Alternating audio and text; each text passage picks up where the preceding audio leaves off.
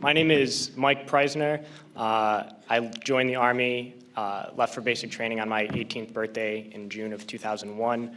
I was assigned to the 10th Mountain Division, and in March of 2003, I was attached to the 173rd Airborne Brigade and deployed to northern Iraq. So when I first joined the Army, we were told that racism no longer existed in the military. A legacy of inequality and discrimination was suddenly washed away by something called the Equal Opportunity Program. We would sit through mandatory classes, and every unit had this EO representative to ensure that no elements of racism could resurface. I began to hear new words like towel head and camel jockey, and the most disturbing, sand nigger. And these words did not initially come from my fellow soldiers, but from my superiors, my platoon sergeant, my company first sergeant, battalion commander. All the way up the chain of command, these terms, these viciously racist terms, were suddenly acceptable. And I noticed that the most overt racism came from veterans of the first Gulf War. And those were the words they used when they were incinerating civilian convoys.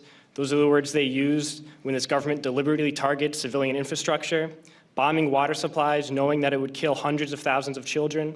Those are the words the American people used when they allowed this government to sanction Iraq. And this is something that many people forget, and we can't forget,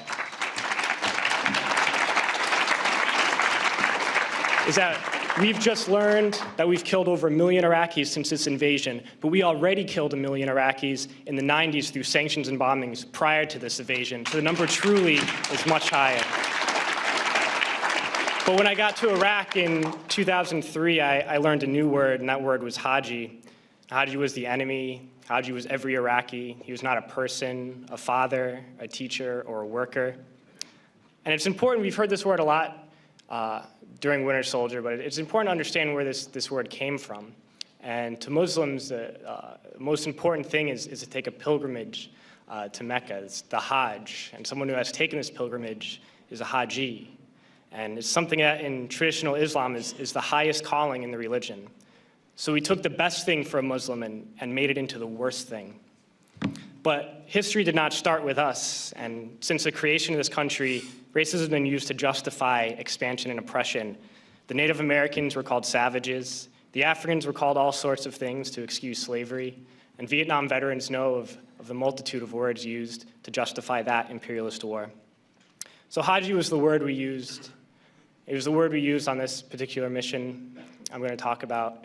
And we've heard a lot about different raids and kicking down the doors of people's houses and ransacking their houses. But this mission was different, a different kind of raid. I never got any explanation for these orders. We were only told that this group of houses, 5 or 6 houses, were now property of the US military, and we had to go in and make those families leave those houses. So we went to these houses and informed the families that those homes were no longer their homes. We provided them no alternative, nowhere to go, no compensation. And they were very confused and very scared and did not know what to do and would not leave. So we had to remove them from those houses. One family in particular, a woman with 2 small girls, a very elderly man and 2 middle-aged men. We dragged them from their houses and threw them onto the street. And arrested the men because they refused to leave, arrested the old man, and sent them off to prison. And at that time, I didn't know what happened to people when we tied their hands behind their back and put a sandbag on their head. But unfortunately, a few months later, I had to find out. We were short interrogators, so I was assigned to work as an interrogator. And I oversaw and participated in hundreds of interrogations. One in particular I'm going to share with you. It was a moment for me that really showed me the nature of this occupation. This particular detainee, when I was sent to interrogate him, he was stripped down to his underwear, hands behind his back, and a sandbag on his head. I never actually saw this man's face. My job was to take this metal folding chair and just smash it against the wall next to his head. He was faced against the wall with his nose touching the wall, while a fellow soldier just screamed the same question over and over again. No matter what his answer, my job was to slam the chair against his wall. We did this until basically we got tired, and I was told to make sure he stood against the wall for however long, and I was guarding this prisoner, and my job was to make sure he kept standing up, but something was wrong with his leg. He was injured, and he kept falling to the ground. And the sergeant in charge would come and tell me to get him up off his feet. So I'd have to pick him up and put him against the wall. And he kept going down. I just have to keep pulling him up and putting him against the wall. And my sergeant came along, and he was upset with me for not, continue to stand. He picked him up and slammed him against the wall several times. And then he left, and when the man went down on the ground again, I noticed blood pouring down from under the sandbag. And so I let him sit, and when I noticed my sergeant coming again, I would tell him quickly to stand up. And then I realized that I was supposed to be guarding my unit from this detainee, and at that point I realized I was guarding the detainee from my unit. And I tried hard to be proud of my service, but all I could feel was shame. And racism could no longer mask the reality of the occupation. These were people, these were human beings. I've since been plagued by guilt anytime I see an elderly man, like the one who couldn't walk, who we rolled onto his stretcher and told the Iraqi police to take him away. I feel guilt anytime I see a mother with her children, like the one who cried hysterically and screamed that we were worse than Saddam as we forced her from her home. I feel guilt anytime I see a young girl, like the one I grabbed by the arm and dragged into the street. We were told we were fighting terrorists. The real terrorist was me, and the real terrorism is this occupation. Racism within the military has long been an important tool to justify the destruction and occupation of another country.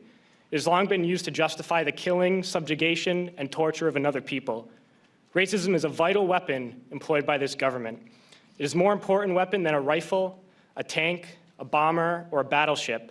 It is more destructive than an artillery shell, or a bunker buster, or a Tomahawk missile. While all those weapons are created and owned by this government, they are harmless without people willing to use them. Those who send us to war do not have to pull a trigger or lob a mortar round. They do not have to fight the war, they merely have to sell the war. They need a public who is willing to send their soldiers into harm's way. They need soldiers who are willing to kill and be killed without question. They can spend millions on a single bomb, but that bomb only becomes a weapon when the ranks in the military are willing to follow orders to use it. They can send every last soldier anywhere on earth, but there will only be a war if soldiers are willing to fight. And the ruling class, the billionaires who profit from human suffering, who care only about expanding their wealth, controlling the world economy, understand that their power lies only in their ability to convince us that war, oppression, and exploitation is in our interest. They understand that their wealth is dependent on their ability to convince the working class to die to control the market of another country. And convincing us to kill and die is based on their ability to make us think that we are somehow superior. Soldiers, sailors, Marines, airmen have nothing to gain from this occupation. The vast majority of people living in the US have nothing to gain from this occupation. In fact, not only do we have nothing to gain, but we suffer more because of it. We lose limbs, endure trauma, and give our lives. Our families have to watch flag-draped coffins lowered into the earth. Millions in this country without health care, jobs, or access to education must watch this government squander over $450 million a day on this occupation.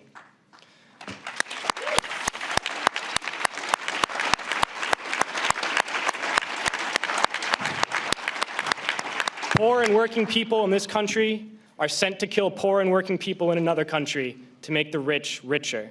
And without racism, soldiers would realize that they have more in common with the Iraqi people than they do with the billionaires who send us to war.